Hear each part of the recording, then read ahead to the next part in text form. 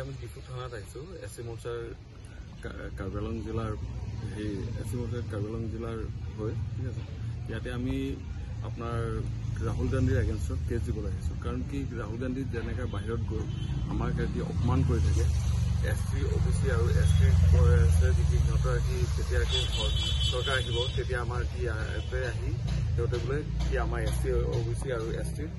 উঠাই দিবহি এইবোৰ কৈ আমাক অপমান কৰিলে আৰু আমি ধিক্কাৰ জনাওঁ ৰাহুল গান্ধীক আৰু আমি বিচাৰোঁ যে কি ৰাহুল গান্ধীক তাৰ পৰা সংসদৰ পদৰ পৰা তাক আঁতৰি দিব লাগে কাৰণ কি এতিয়া যদি সিহঁতে যদি গৈ বাহিৰত গৈ যদি আমাক অপমান কৰি থাকে সদায় এইবোৰ লাজ লাগে এইবোৰ লাজৰ কথা আপোনাৰ কেছটো ৰেজিষ্টাৰ হ'ল কেছ ৰেজিষ্টাৰ